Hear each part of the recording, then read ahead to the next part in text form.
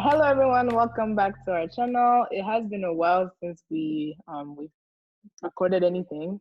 I don't know that we can still blame COVID anymore at this point, but we thought we'd do a quick check-in, quick just chit chat video, just to let you guys know what's been going on, how we've been, if you care, and what we have planned. Clearly the format of the video is different this time. We're not in the same location anymore. But that's not gonna stop us from keeping you updated. So yeah.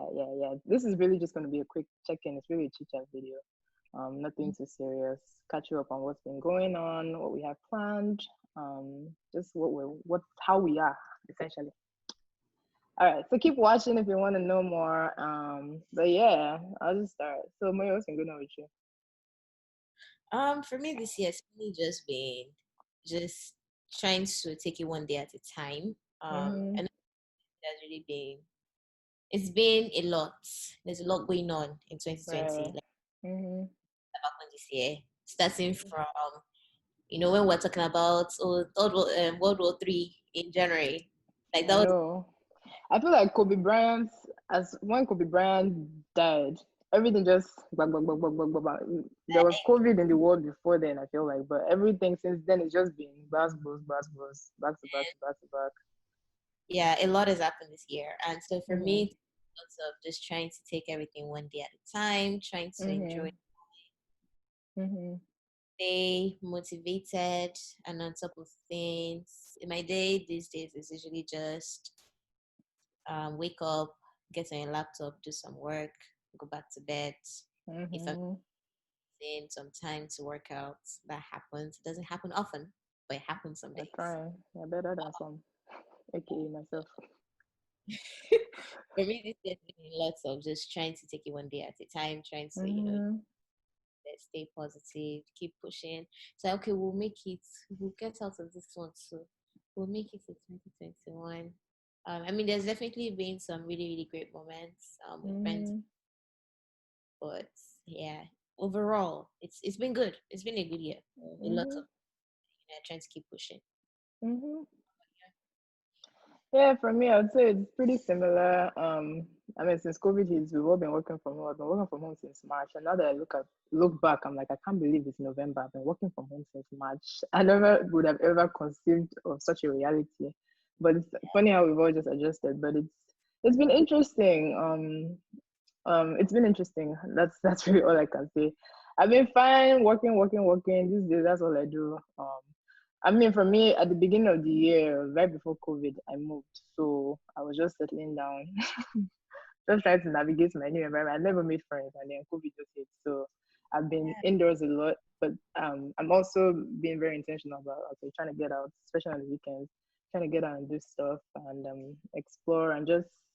It's also been over the last few months. It's also been a good time of reflection as well. Growing, a lot of personal development, personal growth, and while it has been a rough year, I would say there have also been some positives as well for me. So in everything, you know what they say, be grateful, be thankful. So I still have a lot to be thankful for. I'm glad that I'm in good health. My family's in good health. I haven't gotten COVID yet, even though I don't sit in my house.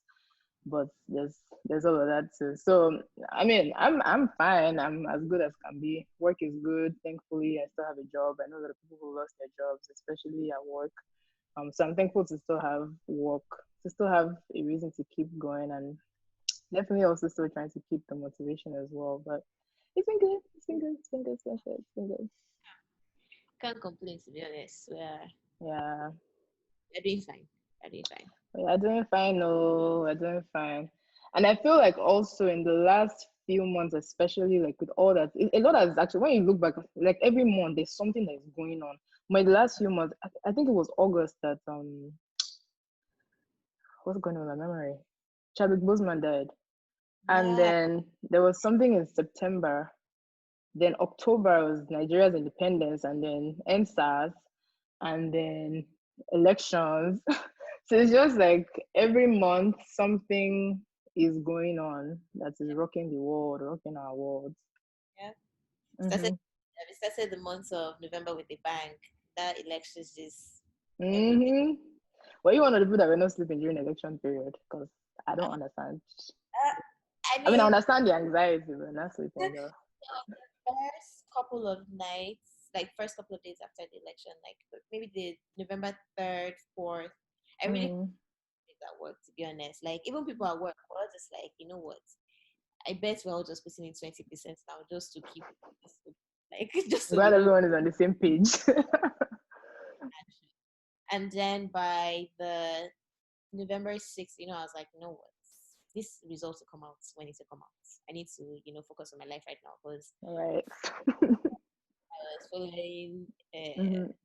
elections. That's why I did not meet my deadline. So I just really tried to plug, drop my phone, Mm-hmm. and focused on work.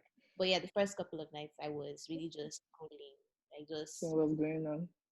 refreshing what's going on. Um, Mm-hmm. but yeah, that's how we elections. And what about the other events that have happened this year? I feel like one big thing for me was the NSARS movement, Mm-hmm. Sorosuke movements and all of that. Mm-hmm. It really made me hopeful for Nigeria, hopeful Mm-hmm.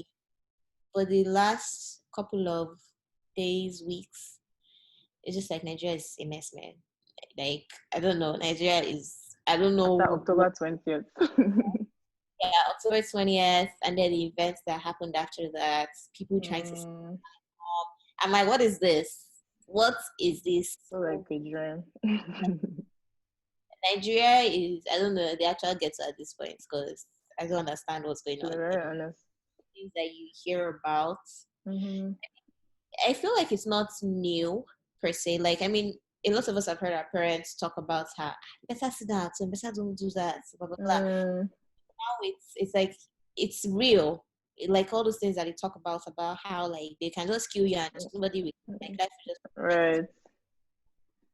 and it's so disheartening because like Nigerians are doing great things outside They of are. Nigeria. Like if Mm-hmm. you It's amazing how you live in Nigeria and you thrive. And your country is just holding you back like this. back and it's so annoying. Like this week, I've been in Afrotech and literally every corner I turn to, there's one A Olaso, Nigerian name. a Nigerian name. I even met a Nigerian in Nigeria on Mm-hmm. Afrotech. And Nigerians are doing great things. Nigerians are Mm-hmm. smart, hardworking, but just being in that country alone, I don't understand it at all. It's Mm-hmm. like I don't know who is holding our destiny down, but they need to release it because You know what it's our really problem is, honestly. I feel like for me being somebody who's from the diaspora, I was like I feel like a lot of us had that shared sentiment of just feeling helpless. Like, okay, what can we do? I've seen everything, and it's also a thing of the comment you made earlier about your parents tell you to sit down at home because you will get killed. But it's like, okay, at what point? How do you strike a balance between okay, trying to lay low and just for your own safety, and then speaking up for what you know that is your right? How do you strike that balance? And I think this is when like people were actually very tired. I think it's also ironic that it happened in the same month as our 60th independence, quote unquote. And it's like we're tired. For how long are we going to continue like this? And then it's funny how we're also encouraged. Everyone is like united, mobilizing, doing things, and then all of a sudden just deflated, just popped our, just felt like you're popping our bubble. But I feel like this is also the start of a new movement. And I'm just very thankful that there are people who are committed, like the youth are committed to like continue to push and continue to um push for like the agenda of like we want what we want and like what we're trying to push for. um but I know that I was discouraged. Maybe it's because I'm abroad. I was just discouraged. I'm like, me that I'm always like, "Ah, I want to move back to Nigeria." After all of this, I'm like, yo, I don't know anymore, because it's the mindset of the people that are leading us. And if these are the people who are leading us, I don't know. I don't know. It was for just so me. discouraging to see. Like, I don't know, man. I really don't know anymore. Yeah, for me, on the topic of like moving home and all of that, when I Mm. first moved to the US, I was like, of course I'll move back home. What do you mean I'll move back home? And then I think I went back home and I was like, fam, this place is a ghetto, man. It's the actual ghetto. When you read the stories of people who, like the people who were helping out during like the protest and then in the aftermath of the protest, and you know, you have basic things like ambulance, like basic things like that, and people are just dying anyhow. But it now goes to the fact where private parties are raising like funds raising ambulances, raising people to help, and then people are deliberately stopping and hindering those things from moving because you feel threatened, or I don't know what it is, but it's like out of the goodness of our hearts, like in the way we've grown up, everybody's always doing everything for themselves. I tell people here that I went to private schools from primary nursery school up until university. Like if I want healthcare, it's private. Security, everything is private, and then we're doing these things for ourselves, and the government is still like trying to suppress us. It's like what I Yeah. don't know. That's where I am right now. It's like I'm still trying to think of, okay, how can I contribute to this, and what is my role in all this? What does the future look like in terms of going back to Nigeria? And as I would say, I don't know. So this election for us is also very do or die because the outcome it affects us all. Yeah, I feel like that's why. So you also said one thing about how like it's the government and it's the leadership and all of that, and I'm like, I get that the government plays a substantial role in the sense Mhm. of opening Nigerians feel, but for me, it would be good if it was just the government, right? We'll know who Mhm. we're going after. But even among your fellow masses that we're all suffering this thing together, you find people that are working against you as well, Now and I'm gonna loot. where it's I feel that's the point where I feel hopeless. Like if Hopeless. Yeah. okay, you know what, we can figure out a way around this. You know who to go after. But when it's among the masses, people that are suffering with you, the people that don't have basic education, basic healthcare, people that are driving on the same roads that are broken, the people that are suffering in the same failed infrastructure that are fighting against you, at that point, it's for me, it's almost like, you know what, I don't know if this is even worth saving, unfortunately, The because mindset of the people. against you. And Mm. like the mindset thing. Now, where do you start from to Where do start? you start from? Mhm. Like, where do you actually start from? Mhm. I mean, it seems like a very cumbersome task, but hopefully Mhm. we can have people come together and Mhm. think about it and figure out, Mhm. even if it's little by little, start Right. right. From That's somewhere. just chipping off the block little by little. Mhm. Yeah, I was very discouraged by everything. But I think, just being on Twitter, maybe I've not been on Twitter in like a year. On this instance, I went to reactivate my Twitter account to see what was going on. But I'm very encouraged by this, just the spirits, especially I feel like people that were on ground, just having been through that whole experience, like you're not going to silence us. I'm very encouraged by the spirit. And I've been seeing, I personally was very discouraged, like I don't even know what to do after all this. But I'm seeing people who are talking about, grassroots. We have to start from the grassroots, which is true, but having like sensitization workshops, mobilizing people to start to like change the mindset, change the narrative and all that, for you to see that, okay, all these politicians, they really don't care about you. But it really starts with that mindset, and there are people who are willing to start doing all of those things. I'm going to do some more research to see how I can get involved, but I was just encouraged to see that people are even thinking about all these things, because me, my mind didn't even go there. It's like I don't even know what to do. I don't know what to do. But there are people who are thinking actively and actually just taking steps, which is very, very nice to see for a change. We're not all just sitting there and holding our hands. Because me, if I was there, I'd be like, everybody jackpot, let's be going. Yeah, no, I'm definitely of the mindset that everybody should try. But I'm definitely of the mindset Mm. to try to do something and start Oh small. yeah. Um, it's a very difficult task, and the people that are going to do it, you need a lot of people to do the kind of work, Mm-hmm. kind of revolution, the kind of sensitization that is Transition. it Mm-hmm. You need committed people. committed to the same. Mm-hmm. So it take a lot of leadership. And unfortunately, in Nigeria, once they identify the leader like this, they just Mm-hmm. something usually happens to the leader that stands up, the person that stands up to say, no, we're not doing this anymore. And As that's we why can see, as we can see from what's going on now. Mm-hmm. the NSAS movement was very powerful because they did not say, oh, this person is our leader. They all said, well, we're leaderless. So, Well, it is. Mm. um, but yeah, Nigeria is just a very, I don't know. But if anybody has any suggestions on how to get involved and how to, Know anything. Mm-hmm. I know it might sound selfish, but how to get involved from the abroad. Let I us mean, we're here. don't think the solution is let's go back home. I don't think that's the solution. I think the Mm-hmm. solution is to leverage our resources across the world. Like I said, Right. that doing great things. Amazing things. So Mm-hmm. how can we start to tap the knowledge, the network, the resources within Nigeria and outside Nigeria, Mm-hmm. to solve some of these problems. So if anybody has any suggestions, we'll be open to hearing them. Yep, please send them our way. If there's anything we can get involved with, let us know. But with that being said, we're what, like six? I feel like we're like 6 weeks to the end of 2020. I can't wait. Like I can't believe it, but it's like this year should come and do and be going. But do you have anything you're looking We have some exciting things for AIC next year that we've been working on. So I'm for? excited. We're looking at an ambassadorship program and also a scholarship fund. So I'm very excited for that. We've been working really hard on putting that together, putting the details together and finalizing that. So I'm very excited to finally be able to share all our weeks of hard work with you guys.